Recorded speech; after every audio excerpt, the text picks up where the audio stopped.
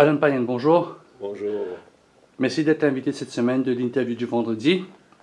On va parler de votre livre 50 chefs fêtent les 50 ans de Maurice. Mais au fait, Maurice aura 52 ans, donc on est un petit peu en retard. Je suis un petit peu en retard.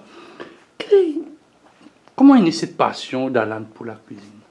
Bon, la passion, déjà, comme j'ai dit à plusieurs de mes entrevues, c'est une passion depuis le jeune âge, quand j'ai vu mon papa cuire à manger. On habitait Cuepipe à l'époque, et donc cette passion est venue à partir de là. Et depuis, je n'ai cessé de continuer à cuire, et je suis aujourd'hui chef et aussi ambassadeur au niveau du Welsh Association pour le jury culinaire aussi. Donc vous êtes on dit plus souvent, on dit un enfant de la balle, vous êtes un enfant de la cuisine. Voilà. Qu'est-ce voilà. qu'est-ce qui vous a attiré quand votre papa était dans la cuisine? Ben, écoutez, je pense que c'est inné. C'est quelque chose d'inné. Et après, j'avais cette passion, si vous voulez. Et le voir cuire avec autant de passion lui aussi. À cette époque, vous savez, on n'avait pas d'internet, on n'avait pas de portable, les enfants ne jouaient pas avec tout ça. Donc, c'est de là où cette passion aussi a germé. Et je dois dire que je suis aujourd'hui très très fier et très content qu'il m'ait transmis cette passion.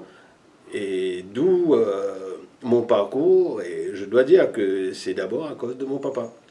Mais est-ce que votre père vous donnait la main, donc il vous donnait à éplucher, ça a commencé par éplucher les légumes, mais parfois il vous laissait y regarder? Bien sûr, bien sûr. Il me laissait des fois et après, bien sûr, lui aussi avec le lot de travail qu'il avait à faire.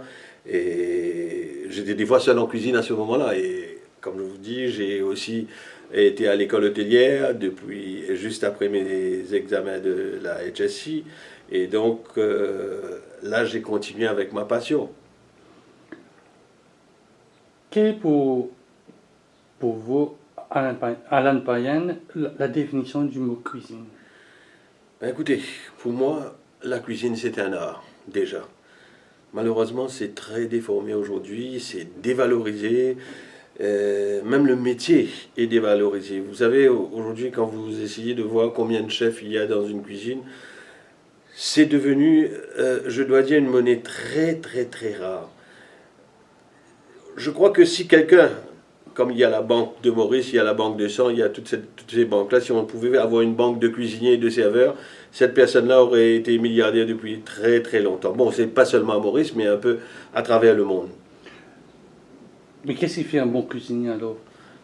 Ben, c'est déjà sa passion. Il faut avoir de la passion pour pouvoir. Et ensuite, il faut qu'il arrive à voir des améliorations à droite, à gauche, suivre des programmes, être à l'affût de tout ce qu'il y a de nouveau et bien sûr garder quand même le côté du goût qui est toujours le côté primordial. Vous savez, moi en tant que jury, je dois vous dire que je vois que des fois, à force de trop bien faire au niveau de la décoration, on a tendance à perdre au niveau du goût. Et ça, c'est la chose qui m'inquiète beaucoup avec les nouvelles tendances de cuisine.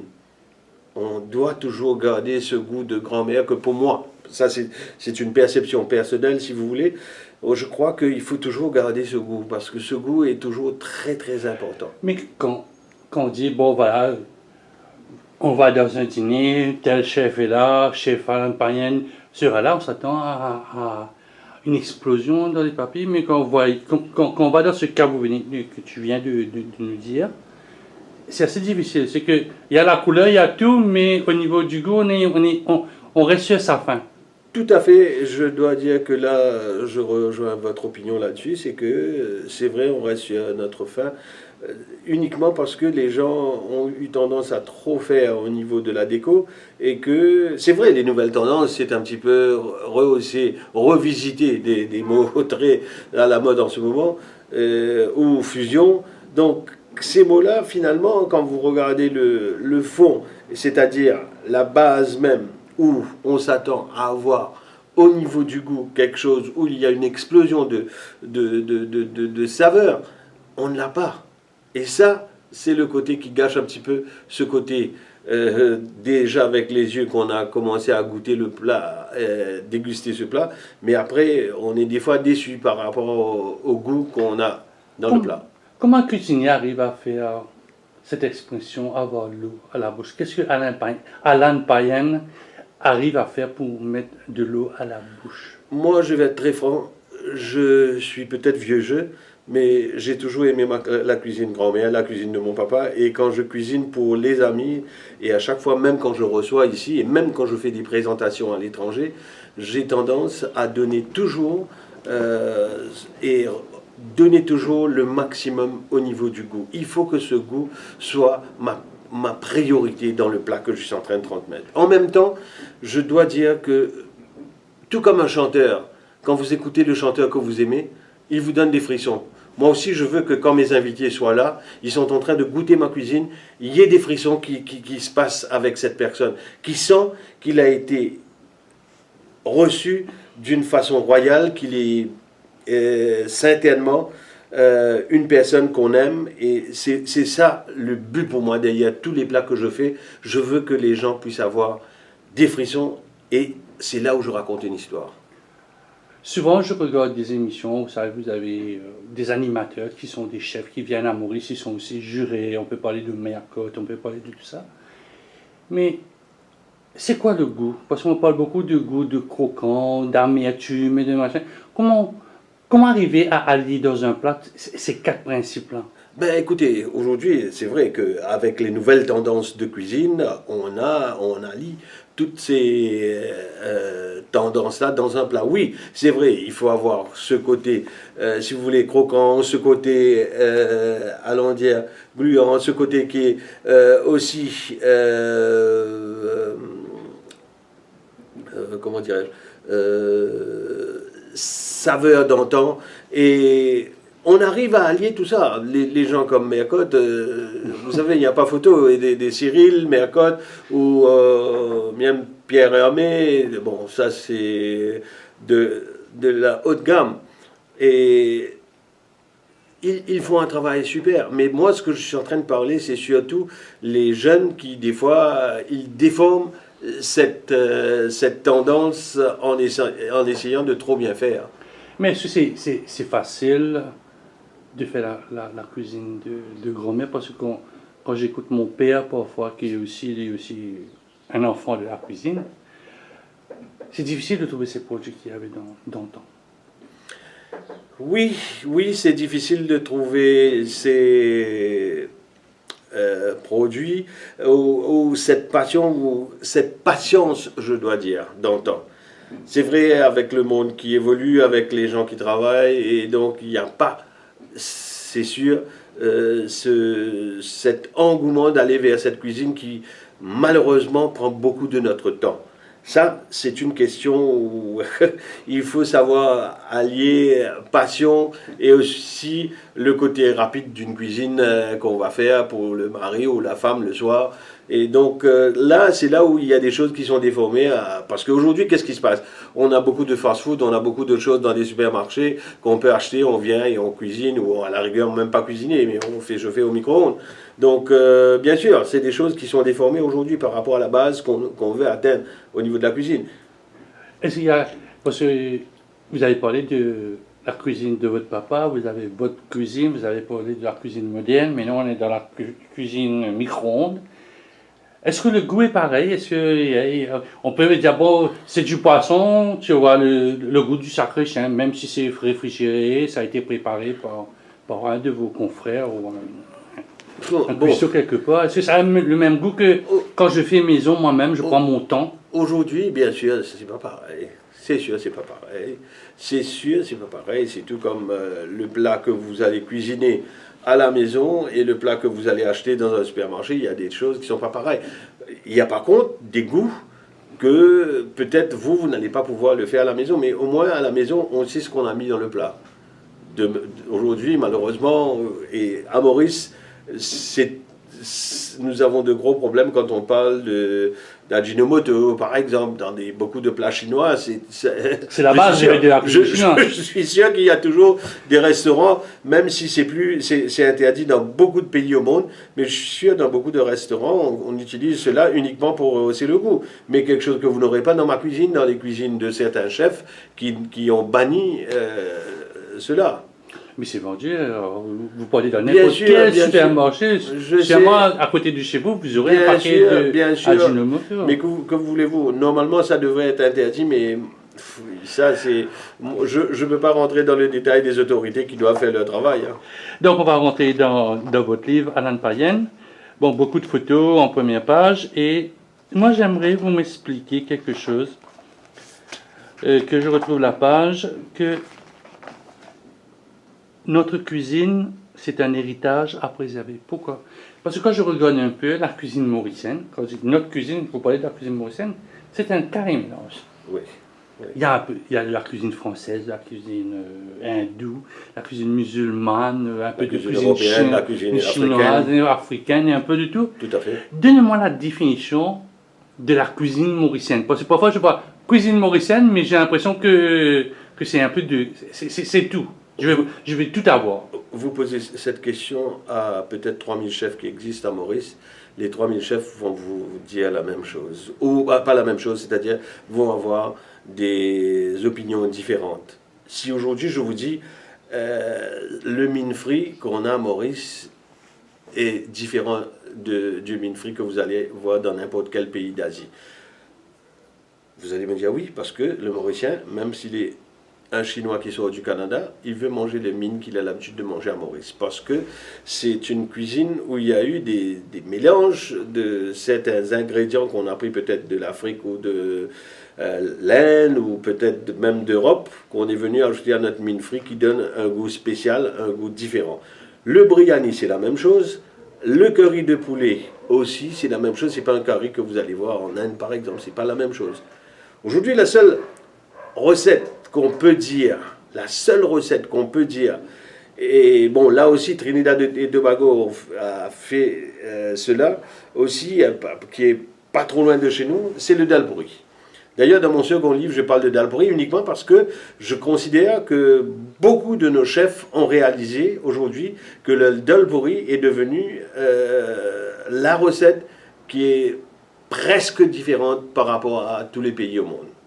Pourquoi? Parce que c'est la qualité du dal, c'est le savoir-faire. C'est le savoir-faire déjà, et ensuite bien sûr la qualité de... C'est quoi un bon dal pourri? Parce que tout le monde en mange. Vous-même, vous devez en manger. Vous n'êtes pas là de Je ne suis pas là pour faire la publicité de qui que ce soit, malheureusement. Non, on ne donne pas de nom. Je ne vais pas donner de nom. Bon, un bon dal pourri, bien sûr, c'est quelque chose qu'il faut déjà manger chaud, avec le mélange des currys de dol, par exemple, de gros pois ou de pois chiches, ou à la rigueur les rougailles aussi, et ensuite il y a certaines personnes qui mettent par exemple un chutney de kotomili, d'autres qui mettent agrémenté avec, moi j'ai agrémenté cela à l'étranger avec un chutney de coco aussi, en même temps avec les currys que vous connaissez, et un peu de piment ou un peu d'achar. Moi, c'est ce que je considère être un bon mélange pour faire mon dal pourri. Et donc aujourd'hui, dans mon deuxième livre, vous allez voir que j'ai revisité un petit peu, enfin la belle... les belles paroles, j'ai revisité un petit peu en faisant une présentation plus ou moins moderne avec, vous allez voir dans mon deuxième livre, qui va sortir bientôt. Autre truc, on va rester un peu dans le monde du dal pourri, c'est farata, c'est rôti. Est-ce que, selon vos voyages, c'est fait la même chose, c'est la même chose, ou bien c'est un truc vraiment mauricien? Est-ce que le farata est mauricien? Est-ce que le fameux rôti et tchana pourri ou ce genre de trucs si vous voulez, nos façons de faire de nos, par exemple, de nos farata, nos tipuri, nos dal pourri est quand même très particulier par rapport à ce que vous allez voir ailleurs. C'est pas pareil, et même à l'étranger, vous voyez beaucoup d'épices qu'ils ajoutent avec que ce soit les dal pourri, ou pas dal pourri, ou bien même le farata qui est différent. Ils ont les nanes plutôt qui sont dans des faux de voilà. Et donc il y a des façons de cuisson qui sont différentes par rapport à nous. C'est pourquoi? Parce que les personnes qui sont venues d'Inde ou d'ailleurs n'avaient pas ces ingrédients-là dans la main. Ils ont Peut-être fait qu'il y avait pas. la Oui, façon, pas. c'est venu de Il le n'avait modèle pas. Moxien. Bon, comme je vous dis, dans la cuisine, il y a toute une amélioration de choses à travers le temps. Il y a beaucoup d'améliorations. Et donc, bon, maintenant, ils ont trouvé que, regardez par exemple, même le nan, auparavant, peut-être très très longtemps, ça n'existe pas. Et ensuite, ils ont dû créer ces fours pour pouvoir. Aujourd'hui, il y a des fours modernes de nan pour faire des nan. On va parler un peu de vos livres. Ça a été facile de réunir 49, parce que vous y êtes dedans. 49 chefs, c'est facile de présenter le projet? Très compliqué. Je vous dis franchement, aujourd'hui, valeur du jour, si c'était à refaire? Si c'était à refaire, j'aurais fait les 50 recettes parce que je fais le tour du monde, je connais bien toutes les cultures, toutes les choses du pays. Parce que c'est très très compliqué de faire un chef sortir de sa cuisine pour lui dire: oh, tu as mal mis ça, tu as refait, il faudra refaire cette photo, il faudra revenir pour la photo. Croyez-moi, ça a été un tug of war. Mais seulement, je suis heureux que toutes ces personnes qui sont dans ce livre-là ont répondu à l'appel. Bon, comme je vous dis, ce sont des choses qui arrivent. Bon, c'est pas une erreur, mais c'est pas évident. Il faut comprendre ces chefs. Ils sont dans leur cuisine. Ils ont quelqu'un qui les appelle pour dire: reprends ma photo, alors qu'ils ont fait peut-être 1 heure ou 2 heures pour une photo. Je dois dire que la photo n'est pas bonne parce que le layout person a vu que la photo n'est pas de bonne qualité. Et pourquoi vous n'avez pas apporté avec vous le layout person? Parce que c'est lui qui a le dernier mot. C'est lui qui... Je ne peux pas l'emmener avec moi parce que à ce moment-là, ça c'est un cours en plus, bien sûr, par rapport au livre. Donc j'emmène le photographe avec moi. On a fait le tour de l'île pour pouvoir voir ces 50 chefs. Mais le layout, lui, après, il regarde et c'est là où il trouve que la photo a été mal prise. Donc, bon, c'est pas nécessairement, on ne parle pas que de la photo. Hein. Le editing aussi, des fois, vous avez des choses que le chef a pu vous dire qui ne sont pas conformes avec ce qu'on veut au niveau de la qualité. Vous savez, faire un livre, tout le monde peut faire un livre. Mais il faut garder un standard. Il faut avoir, des fois, les gens autour d'une table pour pouvoir faire ce livre-là. Si vous n'êtes pas bien entouré, bien sûr, vous ne pouvez pas. Moi, je ne suis pas un éditeur, je ne suis pas un layout guy, je ne suis pas un photographe. J'ai pris des gens qu'il fallait, parce que quand je ne connais pas quelque chose, je dois faire appel. Vous aviez l'idée, quand vous êtes lancé dans cette aventure pour les 50 ans de Maurice, vous saviez ce que vous vouliez faire. Quand vous avez expliqué au layout, je veux un livre, qu'il y a des belles photos, que je vois à chaque page, j'ai la photo du chef.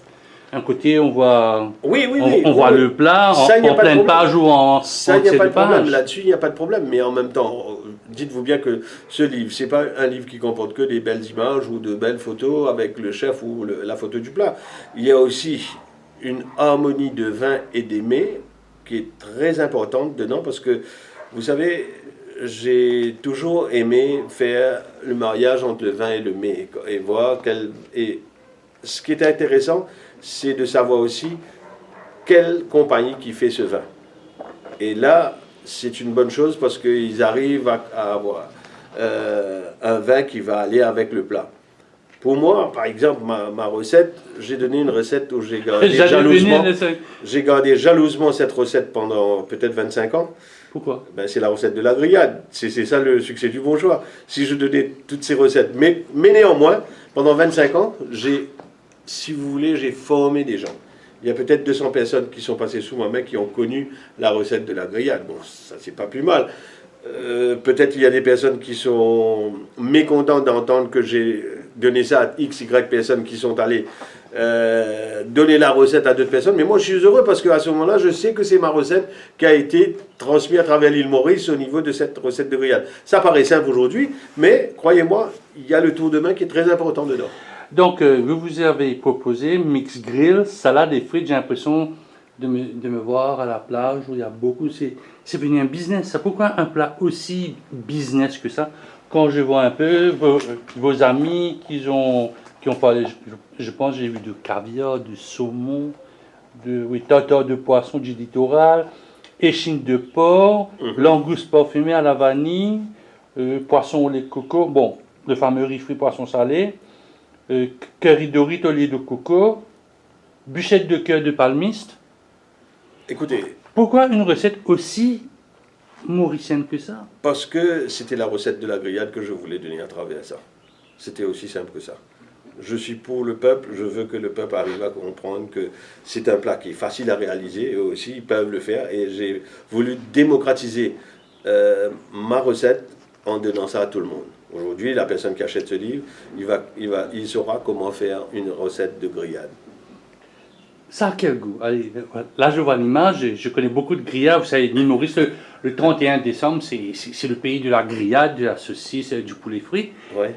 Quel goût a votre mix grill? Quel est le goût que je peux... Mettez-moi l'eau à la bouche, Alan Payen.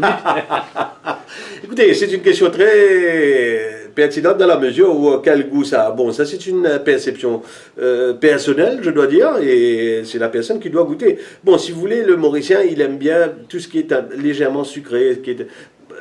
La même grillade ne va pas bien passer dans des pays d'Afrique. Je peux vous dire, les Africains n'aiment pas tellement quelque chose qui est légèrement sucré, parce que nous avons un peu de miel aussi, nous avons un petit peu, si on n'a pas de miel, on met un peu de sucre, juste pour agrémenter ce goût sucré que le Mauricien veut avoir. Oh, il faut de ça. Il y a bien sûr la sauce tomate qu'on ajoute et tout. Donc tout ça, ça vient agrémenter ce côté douceur au niveau de la grillade. Mais la chose aussi importante, c'est la maîtrise de la cuisson. Et ça, oui, est-ce que ça se fait à feu doux, à feu fort, écoutez, à comment dire, charbon rouge, ou bien il faut que ce soit un petit peu... Écoutez, il y a une certaine hauteur à garder? Voilà, bien sûr, il y a tout ça. Aujourd'hui, c'est défendu de faire la grillade sur le charbon. Vous savez très bien, c'est défendu de faire la grillade sur le charbon. Mais si vous allez, oui, bien sûr, le 31 décembre, c'est du charbon. Je passe à vos bassins, je passe à... On fait ça toujours sur du charbon. Au niveau de mon restaurant, on m'a défendu de le faire avec du charbon. On devait le faire sur un four à gaz. Parce que les autorités sanitaires défendent cela sur du charbon. Bien sûr, demain, si moi je dois faire ça à la maison, je ne vais pas faire sur le gaz, je vais faire sur le charbon. Vous m'avez posé une question, vous m'avez dit, est-ce que c'est à feu doux, à quel feu? Par exemple, si vous faites une cuisse de poulet, il faut faire très très attention avec la cuisse de poulet. Vous laissez votre charbon bien prendre, rouge, et ensuite l'éteindre un petit peu, et ensuite vous mettez votre cuisse de poulet, parce que la cuisse de poulet prend beaucoup plus de temps, et là il faut laisser et tourner de temps en temps pour ne pas brûler le poulet. Mais même bien sûr, quand c'est sur du charbon, c'est bon d'avoir aussi ce petit goût de brûler des morceaux de peau. C'est ça le croquant. C'est le croquant que ça vient donner à la grillade. Il y a beaucoup de Mauriciens qui mettent de la bière quand ils sont en tête d'arroser. Il y a plusieurs types de grillades. Vous savez, il y a qui arrosent un petit peu la sauce sur nous. On va badigeonner avec un pinceau, on va badigeonner, on ne va pas arroser, on va badigeonner, c'est différent. Et d'autres qui, comme vous dites, mettent un peu de bière sur leur... Bon, c'est une question d'appréciation. Mais est-ce que c'est bon ce mélange, disons, avec un mix grill, salade et frites d'avoir de la bière brûlée ou bien de la bière? Est-ce que écoutez, ça donne un goût différent? Moi, j'aurais pas... Moi, sincèrement, je ne l'aurais pas fait. Mais ça ne veut pas dire que vous ne pouvez pas le faire. Vous aimez la bière, vous aimez prendre un petit truc en plus, ou vous aimez ce goût de bière qui va peut-être pour vous rehausser le goût. Je ne savais pas qu'un mix grill s'accompagnait d'un vin blanc sec. Pourquoi sec? Oui. Sec parce que vous avez cette alternance. Bon, moi, personnellement, c'est un sommelier qui a choisi le vin pour moi. Je ne peux pas trop vous dire mais je sais que beaucoup de personnes exigeaient le vin sec quand ils prenaient la grillade mixte. Vous avez proposé aussi quelque chose de très mauricien, c'est pas Malika Kalitchen, le gratin d'aubergine. Vous avez essayé? Ça, c'est un manger bien mauricien, le gratin d'aubergine. Bien sûr, oui, bien sûr. Malika a fait une belle recette avec son gratin d'aubergine. Et bon, ça, c'était surtout pour une clientèle qui était plus ou moins en carême, si vous voulez. Donc, elle a proposé ça. Mais je peux dire que c'est une recette, c'est vrai, qui est très, très mauricienne. Donc, autre recette qui me semble un petit peu plus compliquée, c'est de Douvassen Mori, filet de babogne à la vapeur, sauce au gingembre. C'est quoi? C'est oriental? C'est Oui, français? oui, tout c'est à fait, oriental? tout à fait. Donc vous faites cette cuisson à la vapeur et ensuite avec les mélanges des sauces de gingembre et ensuite avec des gingembres émincés aussi. Donc, un peu plus sophistiqué encore, signé Guillaume Nicolin, magret de canard à la menthe. C'est quoi le magret de canard? Parce que tout le monde n'a pas l'habitude de manger ça, mais aussi, il faut le dire. Ouais. Bon, le magret, c'est une partie du canard et c'est cette partie-là qu'on utilise pour faire griller comme ça et ensuite ajouter une sauce de mangue avec. Alors, dernier, je vais. euh, le vote, on a vu. Dieu de saumon sur lentilles caviar aux épices orientales. Ça, c'est Patrick Vitry, qui est notre ami Patrick Vitry. Ouais, voilà. Voilà, lui, il a voulu aussi donner un petit peu une tendance rayonnaise aussi un petit peu à ce plat, avec les lentilles surtout. Et il a appelé ça les lentilles caviar. Et donc ça, c'est un très joli mot. Vous savez, très souvent, vous allez voir qu'on a tendance à venir embellir le plat avec les mots qu'on utilise. Mais Sauce rouge qui est égal détrompez-vous que des fois vous risquez d'être surpris par certaines appellations. Mais moi, ce que j'ai trouvé aussi très très intéressant dans ce livre, je vais vous dire, c'est ce que j'ai trouvé vraiment très intéressant dans ce livre, c'est surtout ce côté où j'ai mis en valeur beaucoup de chefs qui n'auraient peut-être jamais pu faire un livre. Et aujourd'hui, je dois dire, il y a 3 personnes comme, par exemple... Yannick Moutoupoulé de Dagalega. Vous avez la dame de Diego Garça, Maud Sominaden. Et ensuite, bon, bien sûr, Françoise Baptiste, elle a réussi à faire des livres parce qu'elle est très connue à Rodrigue. Mais je peux vous dire que ces gens-là, je voulais les mettre en valeur parce que, comme on fête notre indépendance, il fallait mettre ces gens-là en valeur. C'est vrai. Beaucoup de personnes m'ont dit, ce ne sont pas des chefs, ce ne sont pas des très grands chefs. Oui, peu importe. Pour moi, je considère ces dames qui cuisinent et font un grand travail au niveau des îles, il fallait les mettre en valeur autour de ce livre. Le plat de Yéline, vous avez essayé de le faire? Non, mais on a travaillé ensemble sur le plat. Elle a travaillé ensemble. Si vous voulez, ça ressemble beaucoup à une daube de poisson, mais traditionnelle mais ça a un goût d'ailleurs. Peut-être que oui, pour le Mauricien, il ne va pas comprendre. C'est pas un poisson mauricien. Non, si, c'est le capitaine. On a utilisé le capitaine pour le faire. Non, il n'y a pas... bon, écoutez, c'est des îles, hein, donc vous allez retrouver un peu ces goûts mauriciens, si vous voulez, dans ces plats. Justement, parlons des plats. Il y a un des 50 plats, à part le vôtre, qui vous a étonné, selon les critères d'Alain Payen? Oui, moi j'ai bien aimé le cône de Dominique Arsenius, le plat de cône, parce qu'on a travaillé ensemble ici avec ce plat. Et ça a été assez... Vous savez, le poisson, cône, est assez compliqué à travailler. Et il faut savoir comment faire avec le goût, qu'il n'y ait pas trop d'une saveur très très forte qui risque d'être désagréable. Donc lui, il a travaillé ça en faisant au bain-marie et ensuite il a travaillé ça en forme de roulade. Et je peux vous dire que juste après, il est venu ajouter une sauce de vindai sur le cône, la licorne, et ajouter avec quelques légumes. Mais ça, c'est un plat que moi, j'ai trouvé qui sortait de l'ordinaire. Vous savez, travailler avec la langouste, travailler avec les grosses crevettes, travailler avec du saumon. Écoutez, si un chef n'arrive pas à travailler avec ça, c'est pas un chef. Donc, faire des choses comme ça, pour moi, c'est des choses qui m'attirent beaucoup plus.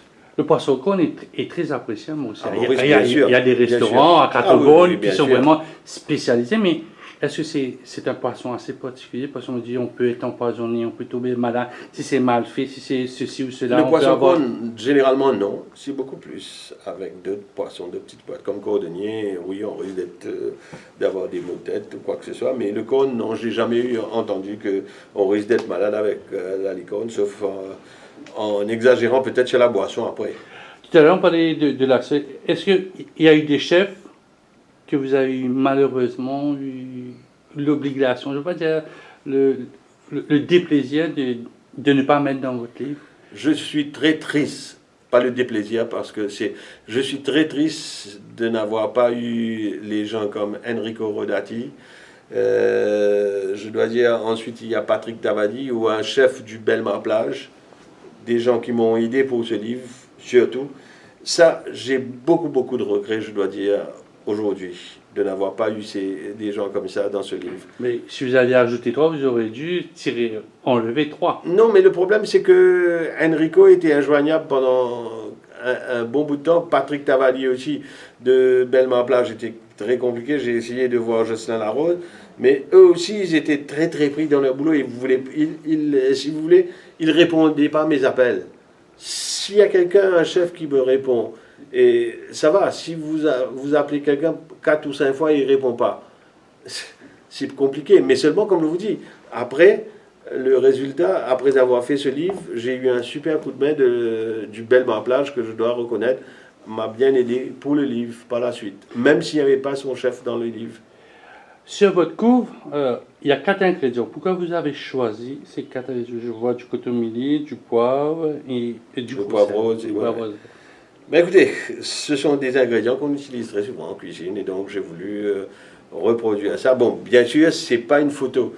C'est une photo qu'on a trouvée sur Internet. D'ailleurs, on a demandé la permission pour ça. Mais c'est une très belle photo que j'ai voulu mettre. Est-ce que est-ce que ça pourrait être le point commun entre les 50 chefs? Je crois que oui. Je crois que oui.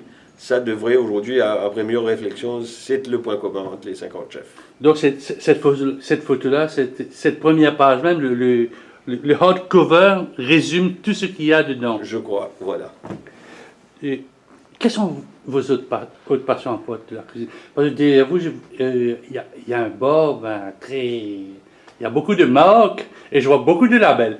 Donc vous êtes quoi? Vous êtes un green label? Vous êtes un blue label? Je demande pas ce que vous pouvez. J'ai commencé à prendre beaucoup de gin tonic à l'époque de mon jeune âge.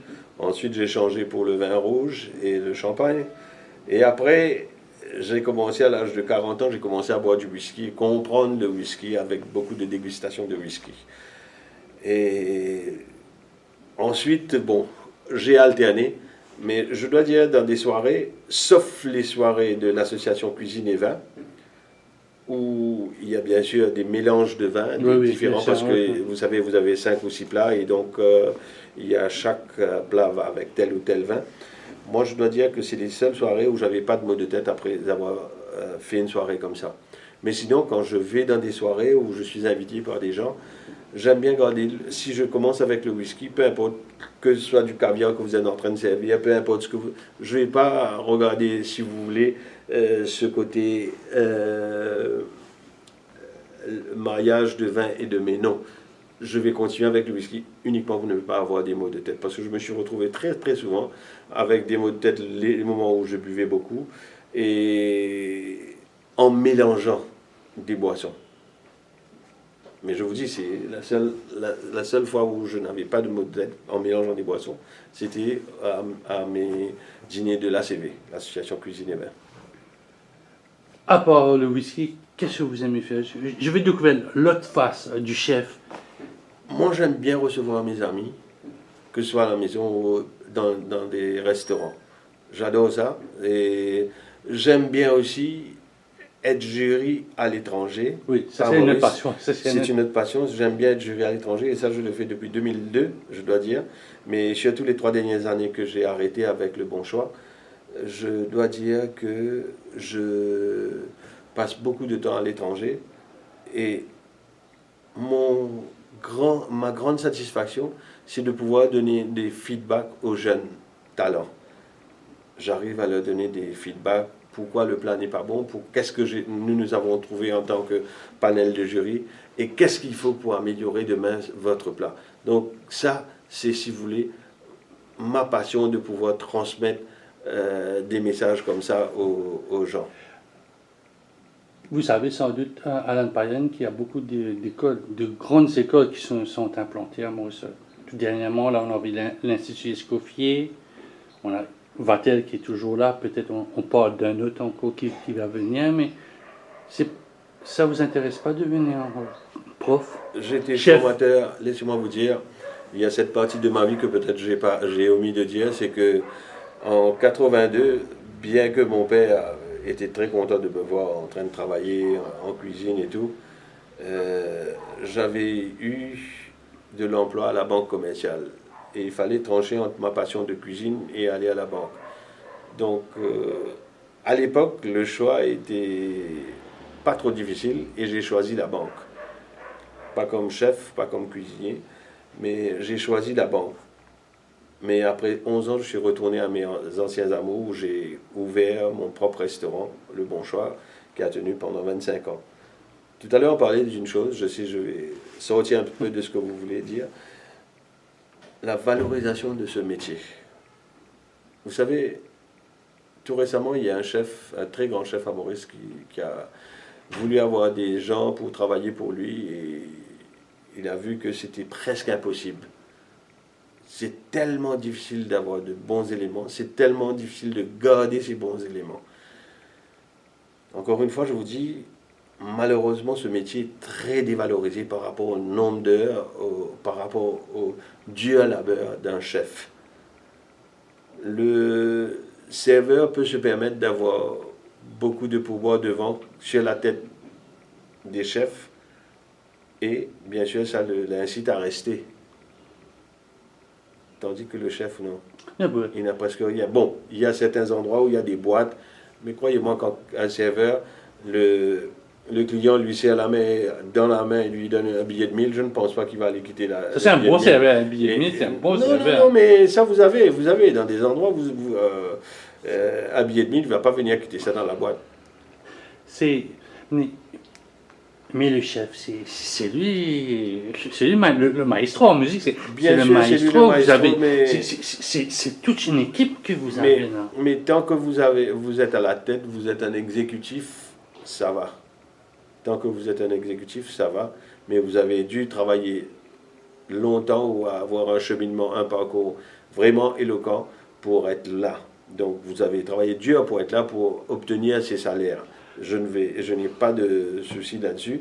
Mais la seule chose, que la disparité qui existe entre le jeune qui rentre et ce chef-là est tellement grande que le petit jeune, il est très facilement découragé avec deux disputes avec le chef où il tourne le dos très très facilement. Aujourd'hui, vous n'avez plus le droit d'utiliser un langage peut-être Le chef, d'antan. d'antan. Vous n'avez plus le droit de faire ça. Et donc, des fois, ça a cassé l'ambiance. Hein. Croyez-moi. Moi, j'ai aimé écouter, si vous voulez, des jurons en cuisine. C'était rigolo, c'était le fun, c'était l'ambiance de cuisine. Vous voyez, sans blesser qui que ce soit. Vous voyez, donc c'était un peu d'ambiance. Mais aujourd'hui, vous n'avez plus le droit de faire ça. On va vous poursuivre pour harcèlement. Vous voyez, donc il y a certaines choses à respecter. Et moi, ce que j'ai à dire encore une fois concernant ce petit jeune, je ne vais pas dire qu'il est exploité, je vais dire que peut-être au niveau de finances, il n'est pas assez rémunéré par rapport au travail qui est fait. Quel conseil vous donneriez à un jeune qui commence dans la cuisine? Bon, il va dans les restaurants, il voit des flammes, il voit un peu partout, c'est son élément. Vous savez, continuer à faire ce discours, continuer à faire ce discours et lui dire il faut avoir de la passion et ensuite l'argent va suivre. Vous savez, le gars, il en a marre d'entendre ça maintenant. Il faut changer de discours. Il faut arriver à lui dire que, quelque part, écoute, c'est uniquement la patience, la persévérance qui va te permettre de continuer. Je sais, la passion doit être là. Mais si tu vois que tu n'es pas fait pour ce métier, ben, change avant qu'il soit trop tard. Mais seulement le jeune qui commence, il faut qu'il écoute surtout ses aînés. Quand il n'y a pas des choses à faire, par exemple un travail où il sait essuyer les tables, va apprendre comment faire une mayonnaise, va apprendre, même si c'est pas Mais ton si le ton chef domaine. a le temps, quand vous dites saisonnier, ça veut dire le. Oui, le chef de combien parti. le Bon, si chef vous de parlez d'un parti. organigramme, si vous parlez d'un organigramme, on va dire, Oui, bon, oui. allons dire au niveau des chefs de parti, dans un hôtel, par exemple. Il peut aller voir, je ne pense pas que le chef de parti aura un problème pour qu'il vienne et s'asseye avec la personne pour... Quels sont les outils? Moi, j'ai ma profil qui fait Food and Nutrition au niveau de la HSI. oui. Quels sont les outils pour qu'elle vienne un jour à l'Anne Payen au féminin? Ou Jacqueline Daly? Écoutez, Qu'est-ce qu'il faut? nous, notre génération est une génération vraiment très différente. Même avec des coups de poing à la tête, on était là, on restait toujours là. Même avec les injures du chef, on était là, à avoir la patience, la persévérance et d'obtempérer. On n'était pas là comme des réfractaires à nos chefs par rapport aujourd'hui à la jeune génération. On ne tourne pas le dos à notre chef quand il nous a engueulés.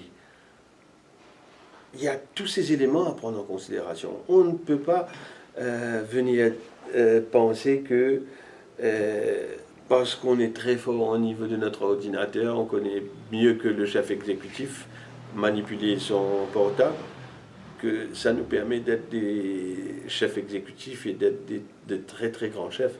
Non, il faut comprendre qu'il y a toute une manœuvre, un respect déjà de l'autrui. Et ça prend depuis la maison. Vous savez, si aujourd'hui, vous avez des enfants qui, quand vous recevez des gens, sont uniquement dans leur chambre avec leur ordinateur ou leur téléphone, ben, le milieu social, déjà, le tissu social est déjà cassé. Si vous n'avez pas de personnes à la table avec vous en train de manger ensemble pour pouvoir discuter, déjà là aussi. Donc la base pour moi, c'est toujours à la maison. Et à partir de là, regardez, mon papa, qu'est-ce qu'il a fait? Il nous a inculqué des valeurs. Et ça c'est resté aujourd'hui. J'ai 2 frères, je peux vous dire que les 2 frères aussi, on a gardé les valeurs de notre papa, de nos parents. Une personne, quand il va venir chez nous, ne peut pas sortir sans avoir bu quelque chose ou manger quelque chose. Déjà ça. C'est très mauricien, ça. Ma maman Pas aussi. vraiment, pas vraiment. Non, non, Oui, peut-être chez vous. Peut-être chez vous. Mais c'est les vieilles personnes aujourd'hui. C'est cette génération, comme je vous dis, qui se perd. Et ça, par rapport à, comme je vous dis, avec l'Internet, avec tout ce qui vient avec, vous voyez. Donc. Mais est-ce que, souvent, vous le voyez, chez vous, c'est potable interdit à table. Si on vient à table chez Alan Payen, on vient dîner ou déjeuner chez vous, pas question d'être en train de WhatsApp. J'aurais souhaité qu'il n'y ait pas de portable. Il n'y a pas, parce que, vous savez, tout comme moi aussi, je vais tous les vendredis avec un groupe d'amis.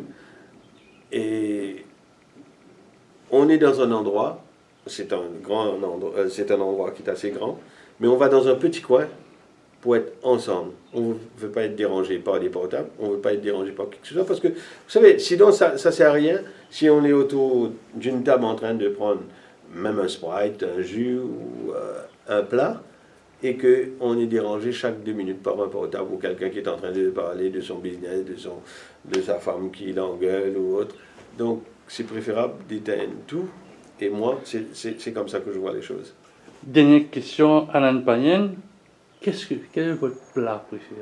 Ça doit, à part le mix grill. Le mix grill n'est pas mon plat préféré. Sincèrement, moi, je vais le redire encore une fois, le mix grill n'est pas mon plat préféré. Le mix grill, c'est un plat que j'ai voulu partager avec tout le monde à Maurice. C'est pas seulement une certaine clientèle, une élite, c'est tout le monde qui pourrait éventuellement avoir la recette de la grillade. Ça, c'est le partage que j'ai voulu faire à travers ce livre. C'est ça un peu moi, c'est le partage que je veux faire. Maintenant, le plat que j'adore, que moi j'aime bien, c'est le curry au riz au lait de coco. Et surtout à la façon séchelloise. Ils ont une façon très distincte à faire ça, avec le lait de coco qui est râpé sur un petit banc, et ensuite on presse ce coco-là, on extrait que le jus, et ensuite, à la fin de la cuisson de notre curry, on vient mettre sur les coco, C'est- qui est c'est- vraiment très bien. C'est tout un art. Ah oui, oui, oui. Croyez-moi, ça, c'est la vraie culture créole là, que vous avez devant vous, au niveau des Seychelles. La Réunion aussi, ils ont beaucoup cette culture créole, avec leur boucané, avec leurs lentilles, leurs haricots rouges, que malheureusement, encore une fois, nous, c'est beaucoup plus quelque chose de dilué. Mais en même temps, quand on vient parler des différents plats, on voit que Maurice aussi, nous avons une structure, mais qui n'est toujours pas bien définie. Moi, mon regret, je vais vous dire, mon regret, c'est quoi? Mon regret aujourd'hui, c'est quand je pars à l'étranger, je ne peux pas dire what is your national dish? Aujourd'hui, j'ai mis dans un livre, aujourd'hui, qui sera un livre avec 80 chefs de l'étranger, ce livre qui vient vous dire que this is a personal perception, ou le plat mauricien, c'est le dal pourri. Mais demain, on peut avoir une autre personne, un autre chef qui vient dire, bon, c'est le curry Jacques, ou l'autre qui va dire le poisson salé, l'autre qui va dire Curry numéro 10. voilà, un truc comme ça. Donc, croyez-moi, chacun, on n'est jamais arrivé, et ça, je ne sais pas quel ministère qui aurait dû nous mettre ensemble pour trouver le vrai national dish de notre Le nouveau pays. ministre de la Culture, Avinash Tidok, il a ministère de la Culture, mais patrimoine aussi. Bien sûr. Patrimoine culturel. La Et cuisine culinaire. aussi, ça fait. Et patrimoine culinaire, bien oui. sûr, bien sûr. Et oui, pourquoi pas, parce que jusqu'à présent, il n'y a pas eu de ministre de la Culture qui se sont intéressés avec notre cuisine, hein, croyez-moi. C'est ça qui est malheureux aujourd'hui. Nous n'avons pas eu beaucoup de gens qui se sont intéressés avec notre culture culinaire. Bon, sur ces quelques mots, bon appétit alors. Merci beaucoup, chef Alain Merci. Payen. Merci.